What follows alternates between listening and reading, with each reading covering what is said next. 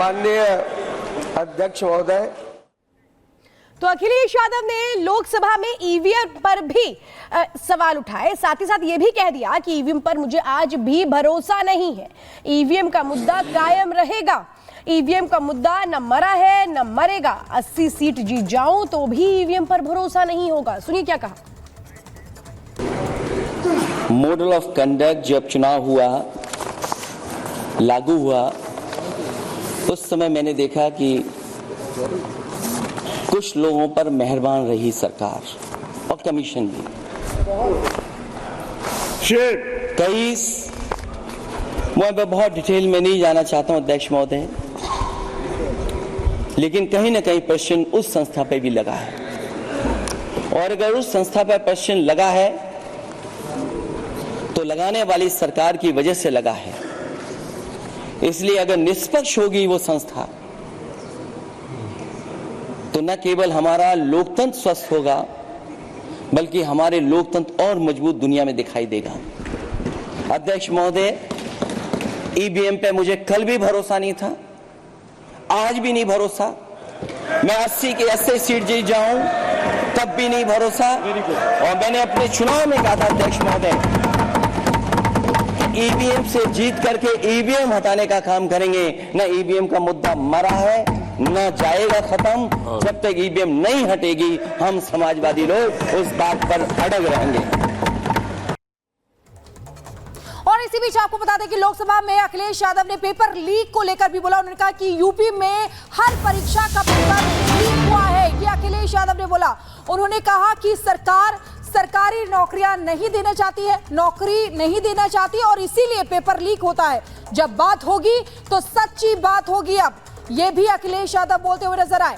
उन्होंने कहा कि यूपी में परीक्षा माफिया पैदा हुआ है। आइए सुनते हैं क्या कहा। पिछले 10 सालों की उपलब्धि बस इतनी रही कि एक शिक्षा परीक्षा माफिया का जन्म हुआ।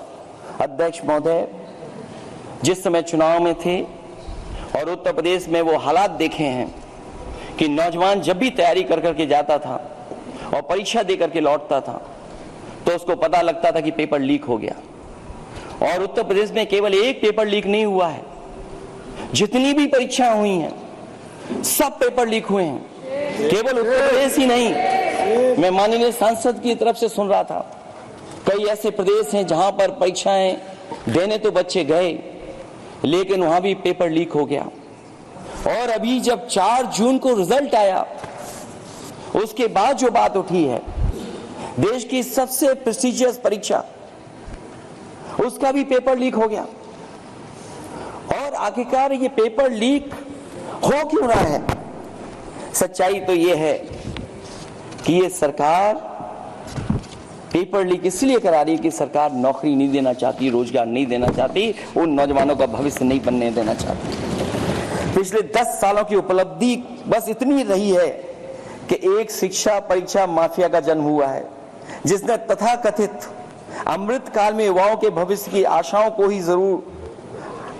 को ही जहर दे दिया है।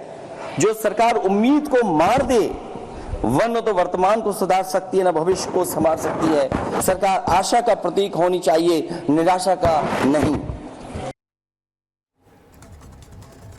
तो आपने अभी सुना कि अखिलेश यादव क्या बोल रहे थे। और इसी के साथ राज्यसभा की कार्यवाही भी चल रही है। राज्यसभा में आपको दिखाते हैं कि आखिरकार क्या कुछ चल रहा है। उनको तो याद कर लें, और बिना उनको याद किए मैं अपनी बात कह नहीं पाऊंगा। पहला वायदा था इस देश की जनता के साथ कि जितना काला धन सरकारों में पिछली विदेशों में जमा है मैं उसे ले आऊंगा और 15-15 लाख रुपए सबको दूंगा। ये पहला वादा था इनका।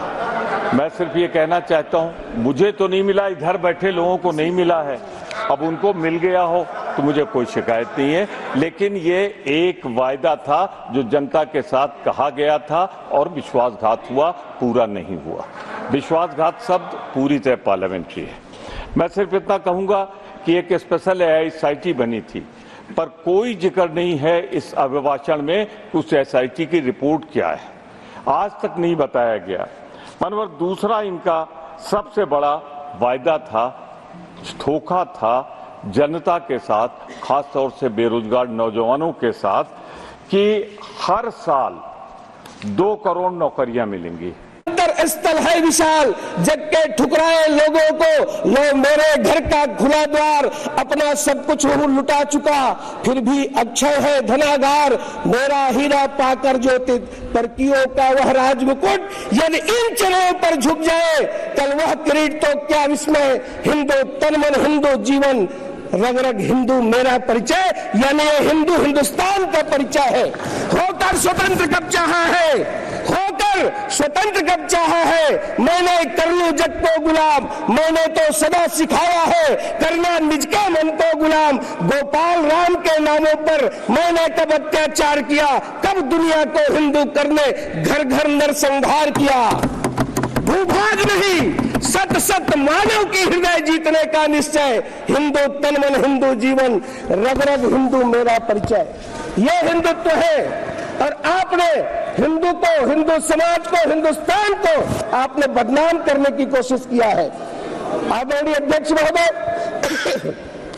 पिछले 10 साल में माननीय नरेंद्र मोदी जी, माननीय प्रधानमंत्री जी ने वो काम किए हैं।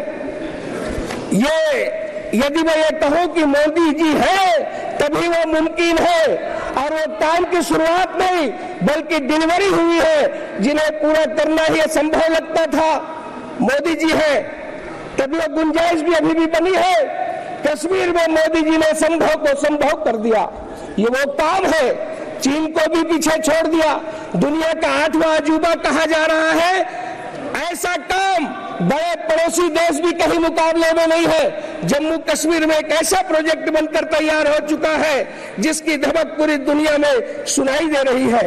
अध्यक्ष महोदय, कश्मीर का वो चिनाब रेलवे ब्रिज, दुनिया का सबसे ऊंचा रेल ब्रिज न बनकर तैयार है बल्कि ट्रेनें दौड़ा कर देखी जा चुकी है, ट्रायल हो चुका है। पहले से नारे लगाते रहे हैं, हम कहते थे कश्मीर से कन्याकुमारी है, किंतु सार्थक करने का काम माननीय नरेंद्र मोदी जी ने किया।